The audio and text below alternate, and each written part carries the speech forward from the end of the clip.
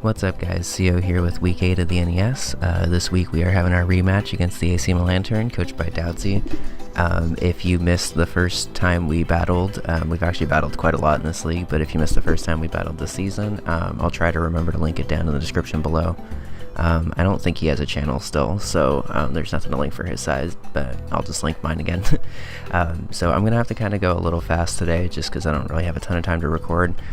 So briefly previewing my team, I'm bringing offensive Skarmory with Wakanberry, SD, Roost, Ironhead, and Bravebird. It has weak armor instead of sturdy, because he has a couple of things I can get a pretty cheap weak armor boost off of.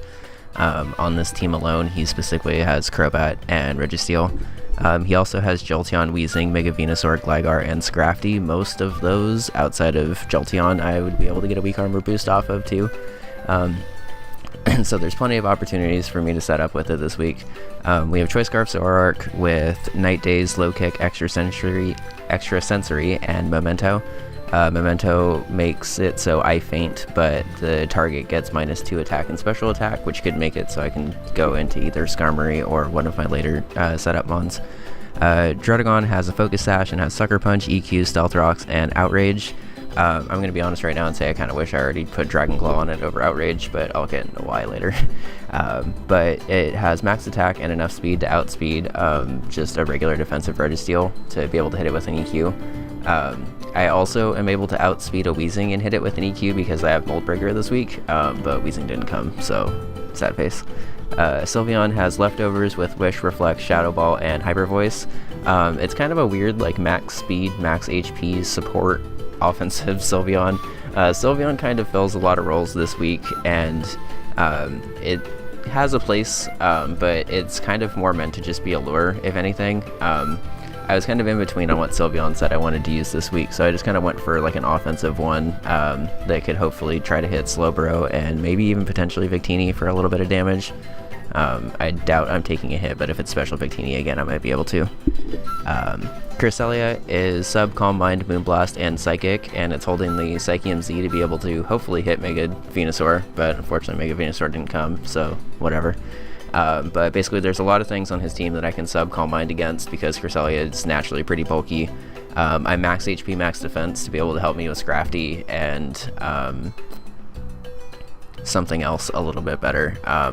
But basically, even on this team, again, Crobat and Registeel are pretty much set up fodder for me. So if I can get in against them, I can pretty much just get up to +6 and kind of just start nuking stuff with Psychic. Moonblast doesn't really help as much because he didn't bring Scrafty, but that was the only reason I had it on there. I originally had Recover. I was just going to kind of be a dick and just sit behind a stop-all game, but it didn't end up working.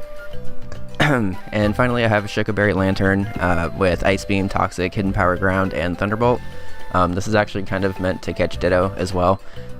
His hidden power is going to be different from mine, so I'll be able to hit him with an HP Ground while he hits me with like an HP Dragon or something like that, unless he actually tweaked the HP IV to be HP Ground, in which case good for him. Ice Beam's basically just meant to hit the flying things that I don't want to lock myself into Thunderbolt for, and HP Ground, like I said, is for Ditto, it's for Victini, and I guess it's technically for Registeel, even though it's not really going to do very much to Registeel. So I'm just going to go ahead and lead Druddigon. It's Focus Sash, I can get rocks up, and I can either hit something with an Earthquake, or just go for pretty good damage with Sucker Punch or something like that. So he ends up leading Victini, like he did last time, which is the main reason why I didn't want to lead Skarmory, because last time I led Skarm and basically just went down to Sturdy right away. He just Blue Flare me to death. So now I scare him out, hopefully. He probably is not going to want to try to risk turn 1 damage here. So I predict that and just go for a Stealth Rock right away. Stealth Rock does a lot to his team, and he has pretty limited removal. So basically, the second he goes into Crobat, I can try to start setting up on him. I'm going to switch out here because I don't need to take any damage. He goes for a Toxic, which is kind of annoying, actually, but not really the end of the world.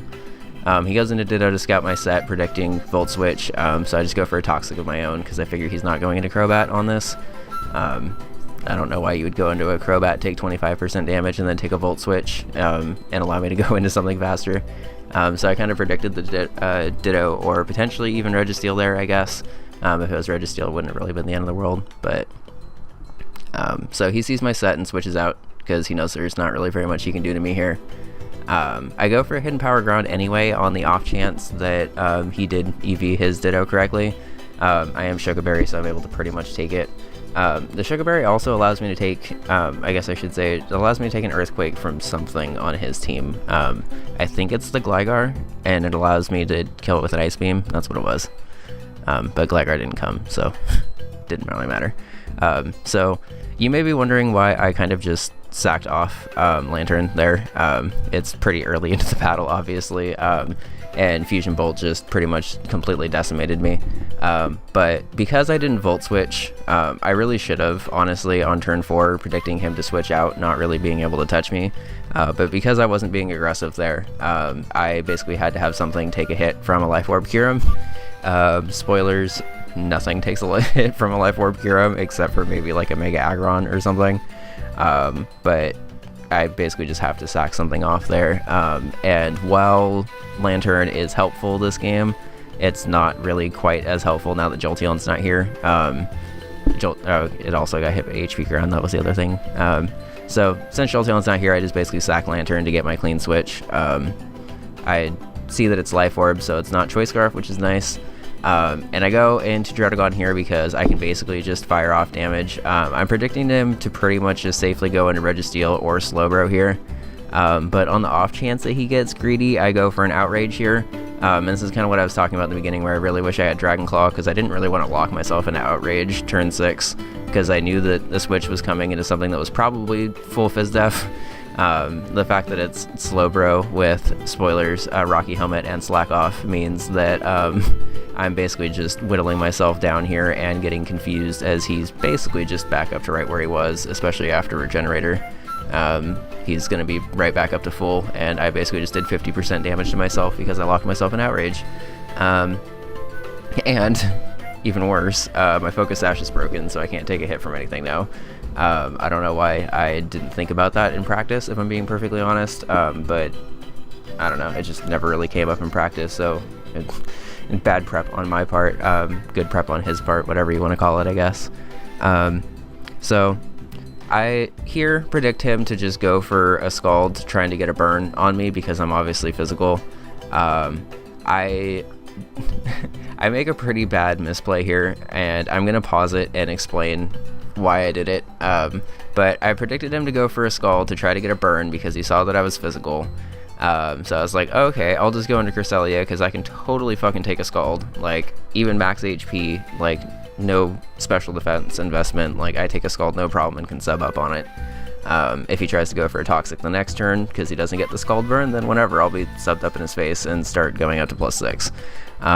For some reason, like, I wish I could tell you guys that, like, I remembered Toxic and just, like, said that he wasn't gonna go for it, but, like, I just completely spaced on the fact that the Slowbro had Toxic, and, like, I don't know, I'm mad at myself that I switched directly into a Toxic, but it does happen sometimes where you just kind of space on your opponent having a move, even when Showdown fucking shows you the moves when you highlight it. So I'm Toxic on my sub-win condition that I was planning on just sitting in with all game, and I don't have Heal Bell on this team. I really should have brought Heal Bell over Reflect on Sylveon, but I thought I was going to be able to get a Reflect up and help the rest of the team.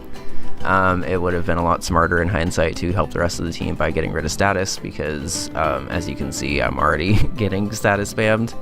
I wasn't really expecting to be status spammed, if I'm being perfectly honest, because I brought Heal Bell kind of a lot, but it happens. So I can't sub on this. So I'm just going to start going for Calm Minds, because as you can see at +1, it does 11%. Even at neutral, it wouldn't have done 25%, so I could have just subbed up on this thing and just started going to +6, but it happens. He goes into Registeel here, which literally is exactly what I wanted. Like, I wanted him to go into Registeel or Slowbro and just let me set up in his face. But the Toxic pretty much completely removes any chance of that actually working out. So I just go for the Z move, because like I said, the Z move was mostly for Venusaur, which again didn't come. It's not really going to hit Victini or Slowbro or Ditto for good damage, and the odds of him going into Crobat on a Cresselia that's at +2 are slim to none. So I just go for the Shattered Psyche. I know it's not going to do very much, but at +6 it would have, if that makes you guys feel any better. Like, I did plan on getting up to +6 with this thing. and then I just kind of misplayed with it and let it get toxic. I could have gone to +3 actually and gone for the Shattered Psyche here as he tried to attack me. But first of all, I thought he might have been Seismic Toss, which would have killed me here after Toxic. And second of all, I didn't want him to potentially leave me on like a sliver of HP, switch into Ditto, and then I would have to try to take down a +3/+3 Crest, because I wouldn't be able to do that. That was another reason why Substitute would have been nice, because Ditto wouldn't have been able to copy Cresselia. But sad face. So I predict him to try to kill me here with an Iron Head, so I go into Skarmory to try to get the weak armor boost. He just sets up rocks, which isn't really the end of the world because nothing on my team takes more than neutral from it. On the off chance that he decides to stay in and has like superpower or something and is actually somewhat offensive, I go for an SD there. In hindsight, that was another bad play because there's no real reason for Registeel to ever stay in on a Skarmory. But that's fine. I show him that I'm Swords Dance, so he knows that he has to kind of prep for that a little bit more in the game. I just go ahead and sack Cresselia because obviously it's not doing anything. Toxic at 9%, and then I go into Druddigon because I need to get a Sucker Punch off because I need to do something. Because, quite frankly, the first 14 turns of this battle have been pretty bad. Like, I've not really done anything to his team, and he's kind of just whittled me down the entire time. So I go for the Sucker Punch there. I'm not really that mad about that, like, failed Sucker Punch read, to be honest, because I was mostly just trying to scare Victini out to do another round of Rocks damage. He goes for the Scald, gets a crit. It doesn't really matter. I'm basically just going in to set up a Wish and hopefully Shadow Ball this thing if it wants to try to stall me out. He makes the safe play to go into Crobat, which unfortunately means that he's going to get a Defog off. I'm basically up to full with Sylveon, but it doesn't really matter that much, I guess. I'll go into Skarmory here to try to get a weak armor boost if he just goes for a U-turn to try to get momentum. If he actually went for U-turn there, I would have been in a pretty great position, actually, because I would have been in a +2 Skarmory, -1 defense, which would have meant that if he would have went into Ditto, I could have actually set up on him and potentially actually did quite a lot to him. Because I could have gone for a Swords Dance while he wouldn't have been able to do so. So basically, as he hit me, I would have gotten faster and been able to go for a Swords Dance, so I would have been able to hit him next turn, and with the -1 defense, he probably would not have taken that very well. But as you can see, he did not do that. So he went for the Defog, which means that Victini can kind of switch in and out freely here. So I need to kind of get a little bit of momentum back here. I do not do that, apparently. I messed up that turn. So I sack Druddigon because I need to actually get a switch into something here. And I end up going Sylveon. Spoilers, this is not Sylveon, this is Druddigon. Or Zoroark, sorry, I was looking at Druddigon when I said that. So this is Zoroark. He knows that, I know that. Sylveon's at full and not toxic, so obviously it's not Sylveon. Another reason Heal Bell would have been nice. I go for the Night Daze just because if he stays in thinking that he can outspeed me, it's going to kill. It still does pretty damn good damage to everything but Ditto anyway. And I don't think he's going to go Ditto on me because, spoilers, you can't actually Ditto a Zoroark that's disguised. It would just be a Ditto sitting in front of me. So he goes... he ends up staying in here, which is kind of surprising to me. I'm Scarf, so I have to go for Night Daze again. And Registeel is pretty much hardwalling the rest of my team, so I need to kind of take it out with Zoroark. He goes for a counter here, which is pretty interesting tech on his part. I guess he was expecting me to have Low Kick, which I do have Low Kick, but I guess he was expecting me to actually take Low Kick there and try to kill off this thing. I probably would have run Focus Blast over Low Kick, to be honest, just because Light Steel or whatever it is, Registeel kind of is a little bit more common. But he ends up going for the counter, which obviously doesn't work because Night Daze is special, so I'm able to actually get a kill, finally. Turn 25, and down 6-3, and I finally get a kill. So he ends up switching into Crobat here. I can't kill this thing quite yet, so I go into Skarmory, again trying to just get the weak armor boost. Since he's made this play literally every single time, I'm actually going to let this play out at full speed because this is basically how fast it went. I kind of tried to play a little bit quickly there because I needed to lure Victini and I needed to kill it. So basically what I did was I doubled into Skarmory on his Crobat because that's what I've been doing all fucking game, and rather than staying in and going for a useless Swords Dance and switching out and taking damage, I decided to make an aggressive double into Zoroark, who was disguised as Sylveon still. The benefit of disguising it as Sylveon is it kind of makes it look like I failed a read into Kyurem. Like, I could have just been like, oh, he's going Kyurem here, I'm gonna go Sylveon. So very quickly switch into Sylveon, click Night Days literally as fast as I can, in hopes that he gets greedy and just clicks Blue Flare or something as fast as he can to kill me, or potentially even just V-Create at this point, I guess, if he's mixed. So I ended up luring him there. The paused explanation took about 30 seconds longer than the actual turn of events did, I guess. But Victini finally being gone means that I actually stand a faint chance of winning this game. Victini is obviously a huge nuke, and now there's a lot less standing in the way of Skarmory here. So I basically recover a win condition by being able to kill Victini, which is nice. He goes Kyurem.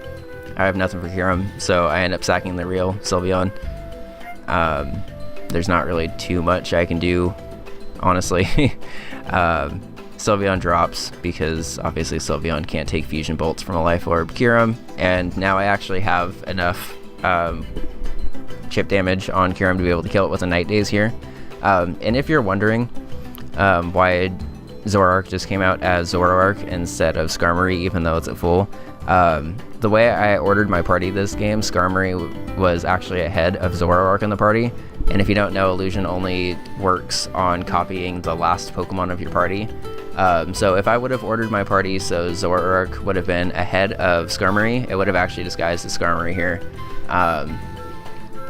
In the grand scheme of things, that wouldn't have necessarily mattered, but it would prevent him from being able to go Ditto on the switch in here, which he actually ends up doing and being able to copy. If I would have been disguised as Skarmory, I don't think he would have been able to transform into me. I'm not 100% sure on that, but I'm like 99% sure that he wouldn't have been able to copy me if I was disguised already as something else. Imposter just doesn't work with that, I think. So predicting a low kick because that's the only thing that can really hit my own Zoroark. I finally get the fucking weak arbor boost that I've been trying to get all game. I finally get to actually get a Swords Dance on a switch like I've been trying to do all game, and suddenly this game actually kind of looks like it's turning around. Like, he's obviously in with a full Fizdef Slowbro that like has a Rocky helmet, so I'm gonna have to at least get up to +3 if not +4 here.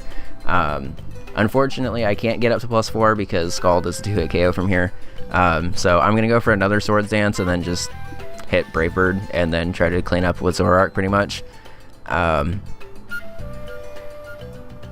Unfortunately, I get burned, so I'm basically just down to +2.